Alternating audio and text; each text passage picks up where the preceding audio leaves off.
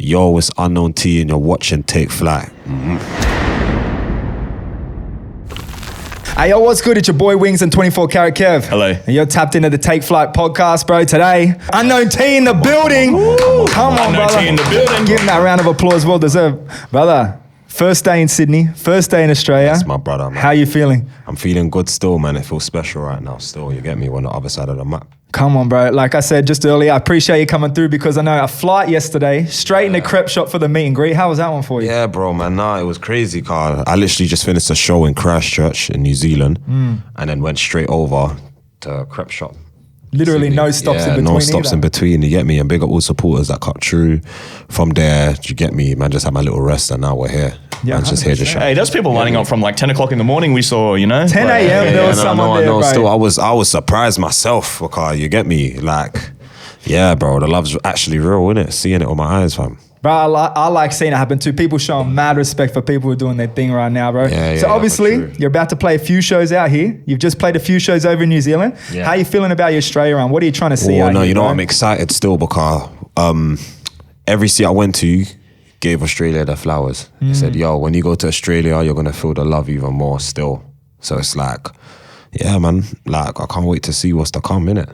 Bro, outside of the shows, obviously, you're going to be here for a little bit. What are you trying to see while you're in Australia, bro? It's your first time here, right? Yeah, it's the first time. I'm trying to see the beach. Apparently it's a good beach. I'm trying to eat something interesting. Interesting. How interesting was Obviously, it? I don't know, like what the like traditional dishes are out here, innit, or what's like popping, innit. We got Hey, a- I've lived here for 33 years. I just still don't know what our traditional Bro, dish is. we got a lot of foreign dishes that people love out here. To be honest, 'cause yeah. so multicultural. There's just so many different cuisines everywhere you go. Yeah. Myself, there's a whole Lebanese feast, a place called El Jana out here. There's some fried chicken and garlic sauce. I know that might just sound normal, but it's delicious. Kev, what's your go-to? I think just kind of like a little, maybe a little seafood platter at the fish markets type of vibe. You know You what a I mean? seafood guy? Like, yeah. Sometimes. Sometimes. Yeah, get some Other than that, potato Australia, scallops. what do we got? We got meat pies people talk about, bro. Everyone keeps talking about pies, You know man. what I mean? I don't really care about pies. But anyway, off that one, bro. You obviously just dropped Daily Duppy last week, bro. Come on, yeah. This your second one? Yeah, second You one called it the still. Daily Duppy of the Year. Yeah, 100%. Hard as hell. Still. Did you feel you had to step up the notch after doing your first one and come back for the second? You're like, I got to go even harder? Yeah, for me, I just had something to prove still. So it was difficult, but energies wise, like, I was satisfied. You flipped up on 2 beats in there too. Oh, Come yeah, on. no, What's the come on. reception been like over in the home? Reception's been crazy still. At first I was a bit nervous thinking, these people are really going to take me in, like, compared to the first one. But from what I can see, the response, like, people are actually very happy still. View-wise, stream-wise, all of that, it looks like it's going hard. It's Yeah, only, yeah, how many yeah, days? yeah. We've got a week, not even a week? Yeah, not even a week actually, like, because as soon as I've dropped it, man's basically prepared to come here. Get it, Kev.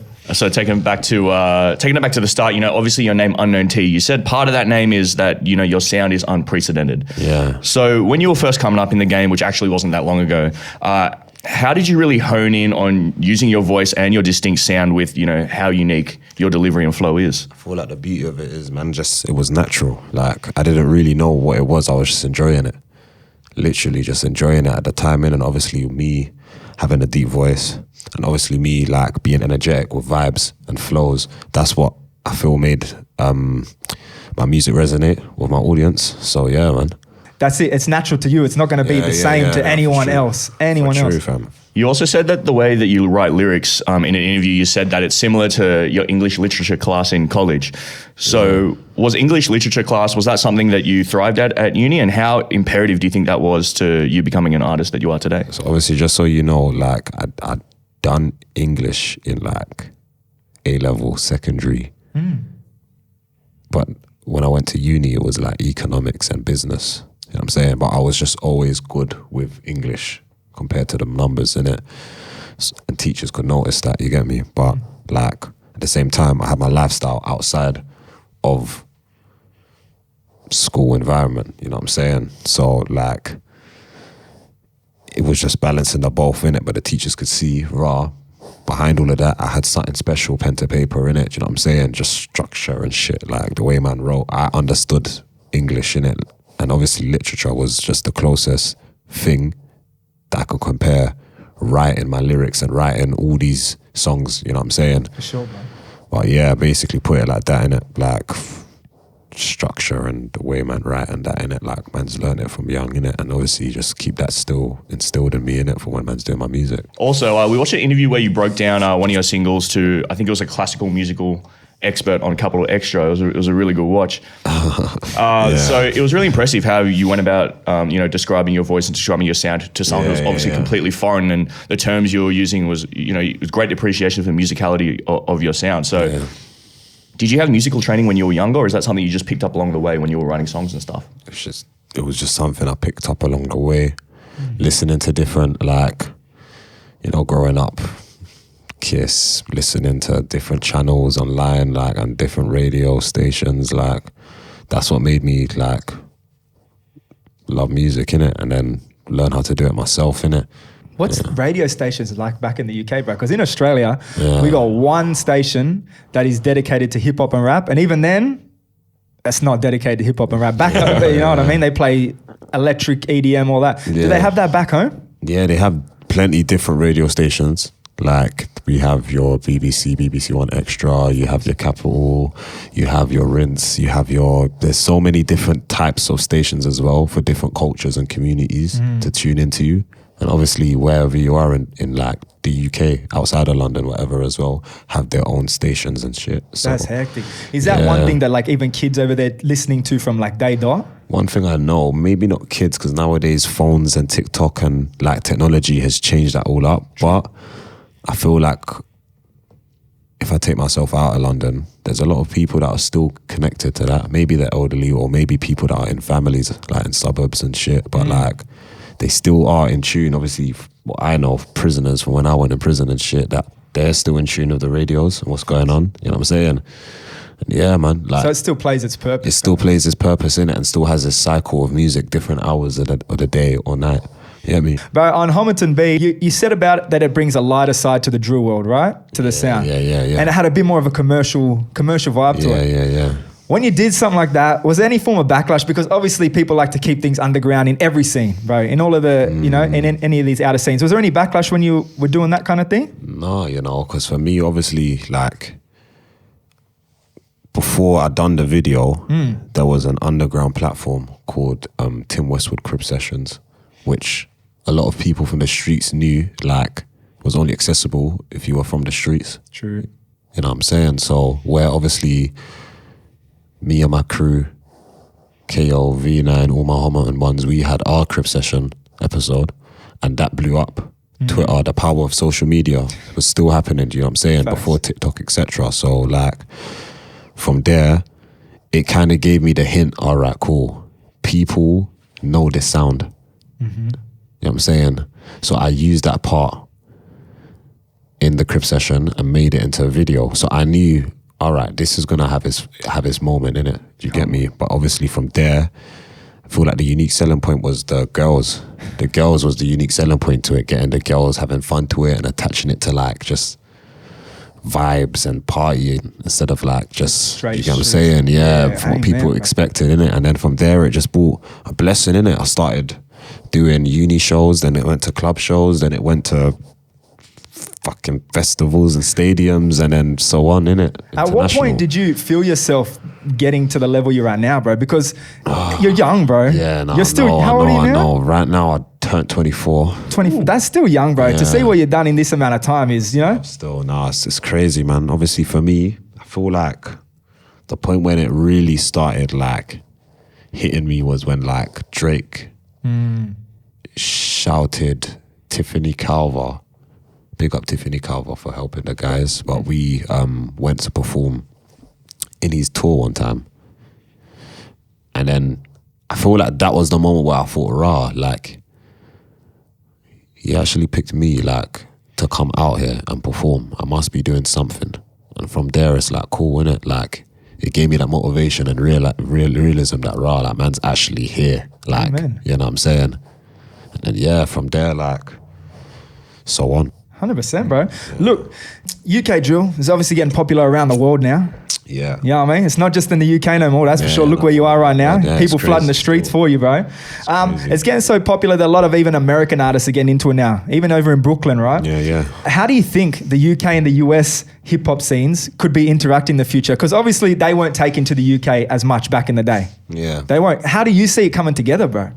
I feel like right now, with the way how like technology and everything's bringing us closer through like social media, etc. Like it's only just one step closer in it.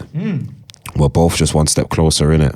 But yeah, like I've been realizing they're starting to tap in a bit more, you know. And there's different sources that help that shit as well, like Top Boy, you know, movies on Netflix and shit that makes them want to get a sense of our culture, you know what I'm saying? And obviously certain individuals do their thing musically as well, where I feel like a lot of artists have also tapped in internationally. But yeah, like, you get me, the door's open now for the UK. I feel like there's more eyes than ever in it. So like, it's the best time to really like push it. And even so, you know what, festivals, I feel like foreign festivals that are going on, like consumers are starting to appreciate UK acts because, you know, we're starting to meet up with a lot of these Americans in these foreign, let's say Rolling Louds, for example. For sure. You know what I'm saying? Like a lot of us are starting to be present now and people are starting to really appreciate UK art. And now I feel like the US are waking up. You know what I'm saying? That's the next step, bro. Yeah. And at the biggest market, once you start making noise there.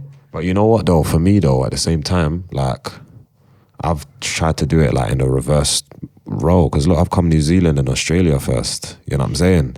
I've touched into Europe. Come on. I've got everyone behind my shoulders right now. Come on. Before I've actually tapped in to the final place that I need to actually tap into, you know what I'm saying? But like, it just made me realize sometimes it's not just idolizing one place, it's just securing every single location possible, you know what I'm saying?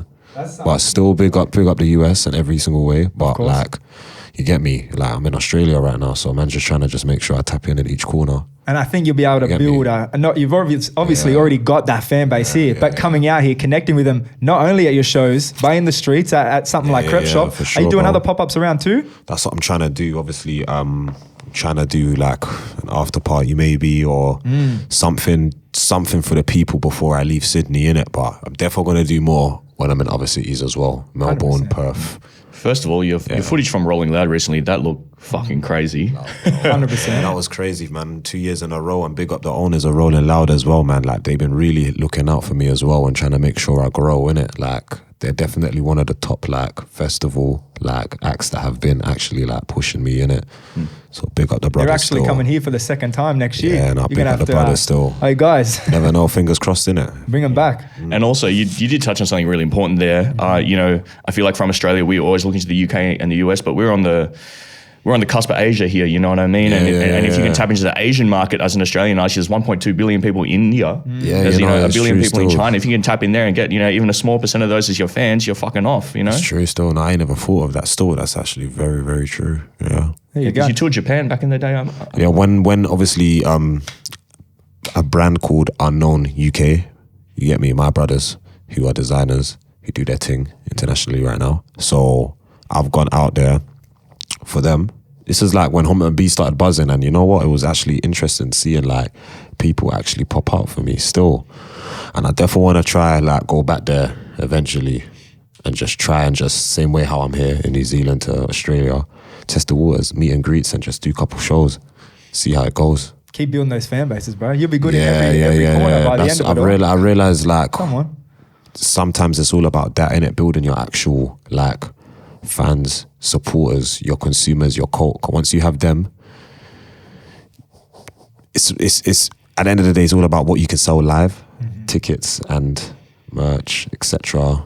Sometimes streaming doesn't always represent that. You know what I'm saying? You can have your one hit in 1 year, but 2 years later, you may not be able to actually sell out. You know what I'm saying? You have to be able to touch the people. So yeah, like that's just my main objective right now. It's just making sure that in each city that I touch down, I have people just at least tapping into my music. And like, as a person, like I've touched them as well. You know what I'm saying? Yeah. I've seen platinum artists here who can't bring 100 people to their shows, and I've seen people who have 20,000 monthly listeners on Spotify who can sell 600 tickets. You know what I'm saying? And these are the things that I've started to realize now. All right, if you know, you know. Facts, bro. saying, yeah. Facts, bro. You mentioned just before, obviously, your connection with Drake, him bringing you out. You mentioned the American artist tapping into the UK for even features and whatnot. Yeah. He'd done his thing with Central C recently. Obviously, long supporter of Skepta, all of that. What do you think Drake has done for the trajectory of UK at the moment? Do you think he's contributed to that? Yeah, 100%. I feel like people underestimate it a bit, innit? But if you see between the lines, you can see he's supported in different angles. For example, when he brought out gigs. He brought out gigs in wireless. Yeah. And then from there, Top Boy, Of course. Dave getting moldy. Come on. You know what I'm saying? Like, I've seen different ways he's pushed it and put it into the light as well. And obviously, like, yeah, man, like, right now, do you get me? He's pushing different artists right now to just help and push that name. Amen. Out there, Did innit? you have any more of a connection with him when you did come out with him? My thing was brief, like, because he was very, very, very busy at the time, innit? But I respected him. He came, acknowledged me, my team, shook all our hands, like, and obviously, I think a year or two after, he was in London for wireless, but still remembered. You know what I'm saying? Just It's love. he's a respectful man. Still, you get me? Nothing to force, but just, you know what I'm saying? Beautiful, man. Yeah. Hey, Drake, Champagne Papi, come on the podcast. Next time you're in Australia, drop by, man. We've got a good studio for you. Next up, bro. So a couple of hours ago, you posted on your Instagram, you have the track with Digga D, Adolescence, coming out. It's going to be out by the time this podcast is Drops. released. So make sure you go come on, stream bro. that. New Unknown T 100%. and Digga D. So going back, you actually met Digga D in your brief stint in prison. Yeah. So I read an interview there where you're talking about you guys actually meeting there and rapping to each other, I think between the cells or something like that. Yeah. And the other prisoners could actually listen in and they were kind of chiming in with what they thought. So how's that experience? It's a pretty crazy scene. How's that experience as compared to like performing for, I guess, just your friends in the studio or performing in front of an audience where you had other people listening in such an unusual circumstance? I mean, like, what can I say, innit? Like, that's all we had at the time, innit? You know what I'm saying? Like, especially in a situation where you got to make something out of nothing. You know what I'm saying? Like, yeah, man. Like, it's good to just see the longevity now, innit? You know what I'm saying? He's just done Royal Albert Hall. You know what I'm saying? I'm here in New Zealand, Australia. 100%. Doing my thing. Like, it's just good to see, obviously, how they locked us in. But now, obviously, you get me? Our dreams are actually really coming true, innit? Preach, bro. Yeah, You definitely turned it around. Obviously, no yeah, doubt bro, about that. man. Like, what can I really say, innit? Like,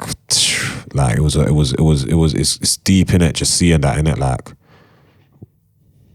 I remember rapping in the cell, and obviously people, like, all they wanted to do was just hear some vibes in it because that's all they had to keep them going, innit? Do you know what I'm saying? So, you get me? Free with a man in a minute. You know Let's what I mean? go. So on that track, Adolescence, you sampled a Gigs track and it also features him in that little introduction that we heard this morning. So as someone who represents, the newer generation of UK artists, how does it feel to have someone like Gigs, not only sample on the track, but actually give his cosign so heavily? Nah, Gigs and Buck and his team, they're real brothers, man. Even when I was in jail and that, they were giving me a lot of support, trying to help out in any way they can, you know what I'm saying? So they've been, like, supporting before then, you know what I'm saying?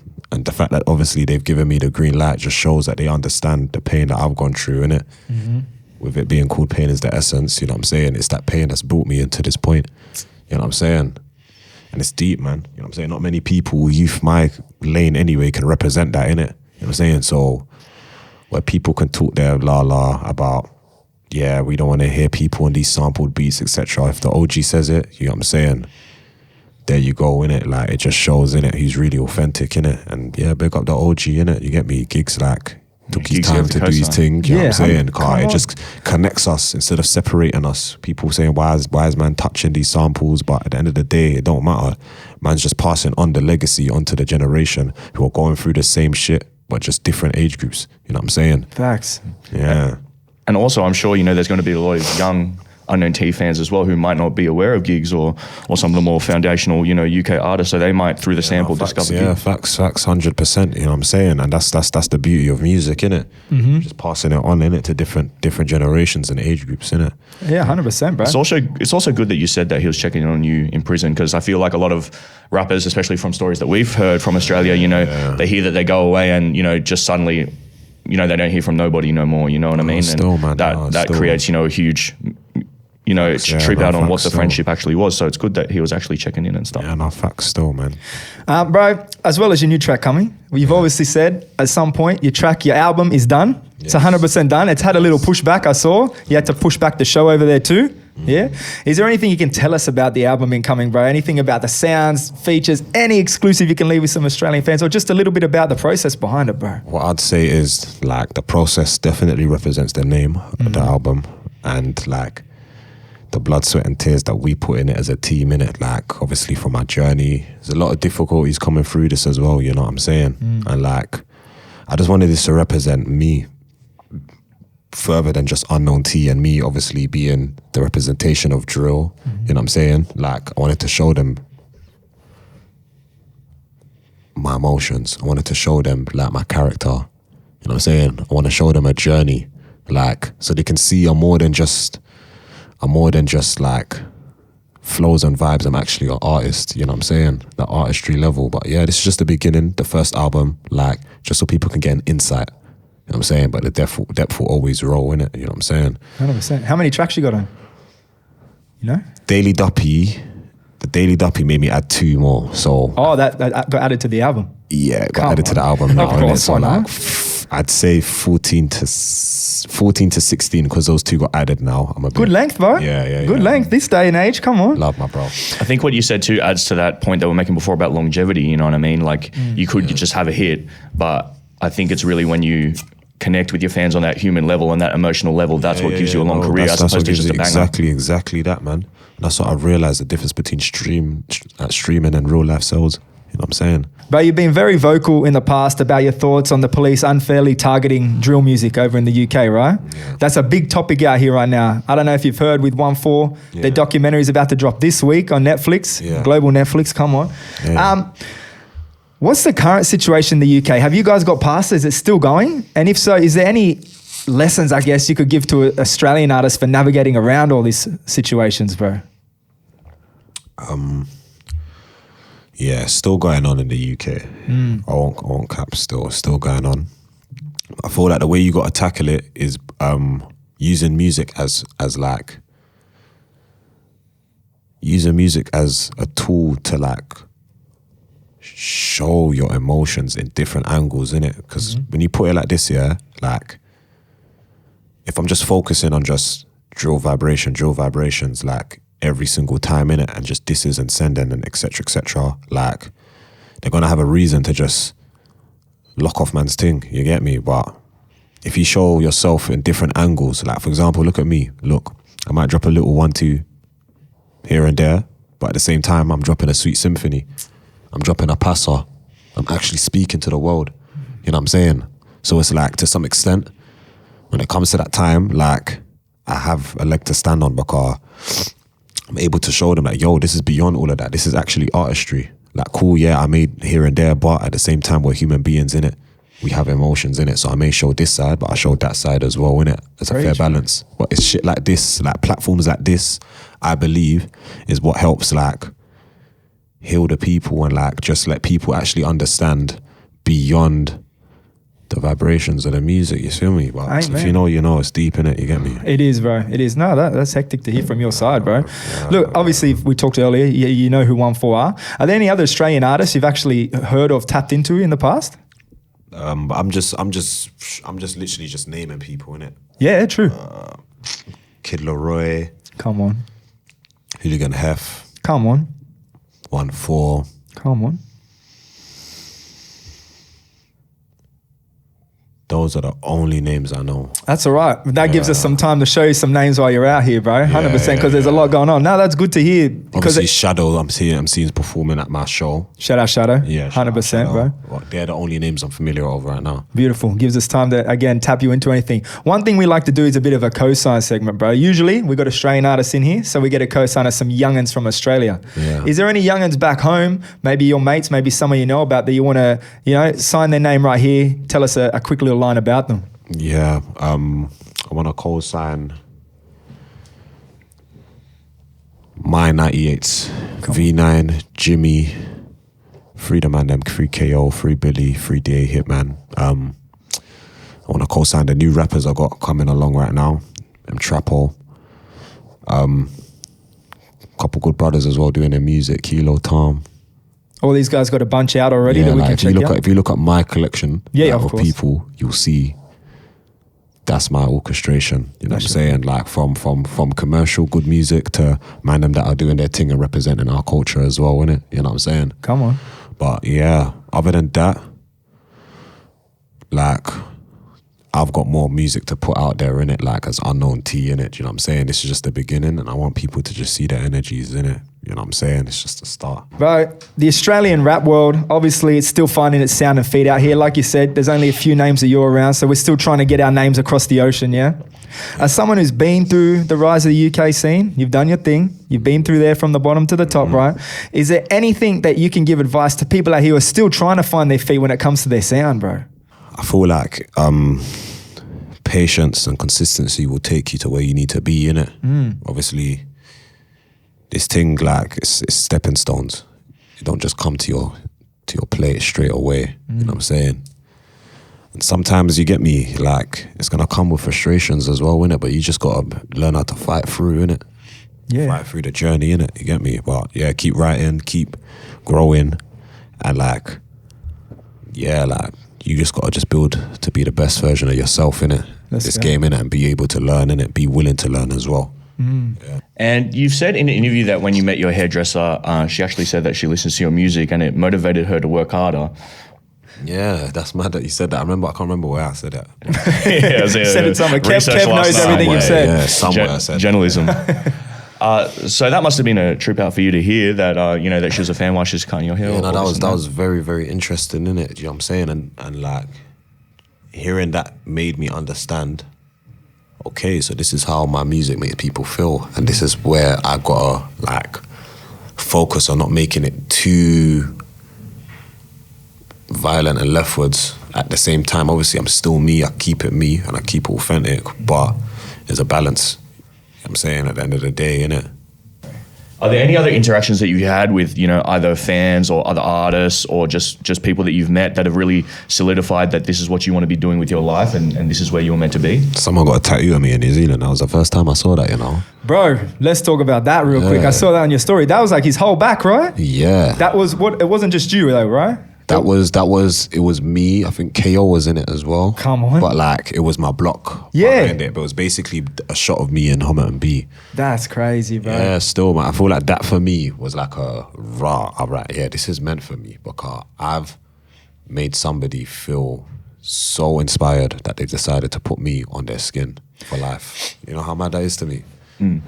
Wow. How many Unknown T tattoos are there out there? I've only seen one. That was the first time I've ever seen it. And the fact that it's on the other side of the world is interesting. You know what I'm saying? And just to expand on this real quick, it's not a small tattoo. This is his whole damn back, bro. That thing was huge, bro. Yeah, he put some hours in. Was it like the Steve-O back piece from Jackass? It was huge, bro. Legit. Massive, bro. Crazy. No, I haven't seen it. Yeah. Anyone who's got an Unknown T tattoo out there, send it in. through. Come on. Yeah. You also spoke about music being very therapeutic for you, especially when you came out of prison. Yeah. That was, you know, you dropped a track, I think, a couple of days after you got out. Yeah. So you've also been an advocate for, you know, mental health, especially with young people. So outside of music, what do you do to keep your mental health in check, especially with so much touring and stuff going on now? That's a good question. That is a very good question because I don't really like... in a good way, like I let my mind just wander and just do its thing in it, whether it's like exploring things I like to eat or like trying a new activity, like just signing out from all of that Unknown T shift, you know what I'm saying? And just locking into me. You just gotta look into your inner self and just like have some activities to keep your mind distracted from all the pressures, you know what I'm saying? I think that's the important part in it. Do you get me? Cause we're always under pressure in it with all this shit that we got around us going on in it. You get me? Facts, bro. Yeah. I think that's especially important for musicians because, you know what, we're in the music industry and people think it's all partying and fun and stuff. And I think that line between your professional life and your social life, it gets so blurry. So for one day just to be able to turn off, you know, me or Wings or whatever, you know, we're not podcast hosts anymore. We're just going to go for a walk with the missus or just get a feed. That's super important. And I think a lot of people forget that. Come on. You also have a big focus on inspiring youth around the world and the next generation. So Yeah. we've seen you inspire, other artists. Obviously, we've seen you inspire, your hairdresser. So, what's one message you've got for people out there who are trying to chase their dreams in whatever field it might be, relating to your own journey? Whatever field it might be, don't give up. Rise above hate. Grow and learn your lessons. You know what I'm saying? And yeah, man, like, remember you make your own journey, innit? So that's it, man. Yeah, like that's the main advice I'd give. Come on, bro. Look, switching up from the music a bit, we saw you walking for Louis Vuitton, sitting front row recently at Burberry as well. Yeah, you've been involved in the fashion streetwear more widely in the past as well. Yeah, True. yeah, Come on. Have you got any more plans to dive into the fashion world yourself? Yeah. Still, obviously, everything's just starting to pick his feet right now, innit? And like, obviously, rest in peace, Virgil. He opened the door for me, and like, I appreciate him for noticing me out of all the artists, because I didn't really know I had it, but he noticed for my physique, for my skin tone, for my size and everything. It just made sense. You know what I'm saying? So it went from Louis Vuitton to Off-White, relationships with Casablanca, now Burberry. You know what I'm saying? It just continues. So on Montclair, and like, yeah, I personally just want to get to a point where, like, internationally anyway, like, I'm attending for different higher brands. You know what I'm saying? Whether it's Japan, whether it's New York, Miami, Fashion Week. That's where I'm trying to go now, because I've seen it. You know what I'm saying? But yeah, man, like, God knows, innit? Where the walks go, innit? But you get me? I appreciate every step of the journey. 100%, bro. You obviously mentioned your relationship with Virgil. Yeah. Someone else who I feel like you must have a pretty decent relationship with, because I see you drip diving in Daily Duppy and all the time, bro, is Cortez, right? Clint, Yeah. Clint, what's your relationship like with the bro? Like, is this a long-term thing, or, bro? Because I see you. He's been supporting from the beginning, actually. Obviously, I don't know if you remember Avengers. In Avengers, we were wearing Cortez. Okay. And this was before the hype really hyped. You know what I'm saying? Like, Clint's thing has always been, like, centered in the underground world. But I feel like it caught its spark. Would I say 2019?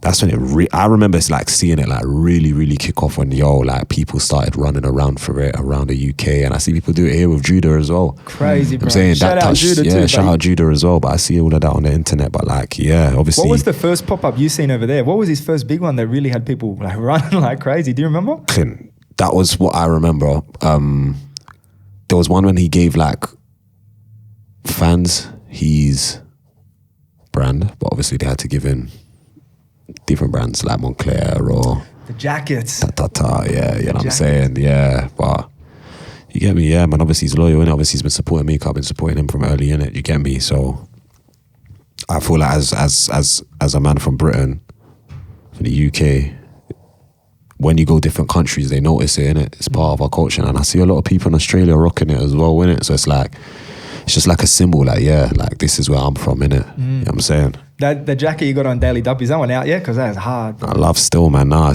I feel like, yeah, that one there actually dropped. He dropped that one. Still, I've been seeing a couple people on Instagram wear it now. Man, that shit's hard, bro. It's actually, man, you know how hard it is to get that stuff over here from there? If you've seen people wear it here and it's real, bro, it can be some ever. First of all, you got to wake up at like 4 a.m. Oh, don't watch that though, man. I'm due to even make sure I have some Unknown T merch. You get me? Even some Unknown T designs, like, come on, away from merch. Like, I actually want to do. I've been inspired now. Like, just from seeing the shit that Cortez has been doing and shit. Like, now I'm even trying to get into my own. So hopefully make it easily accessible for anyone in Australia. Send it, bro.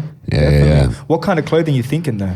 Like, obviously I'm thinking to start off with like some tees to start off with, some tracksuits maybe as well, jumpers.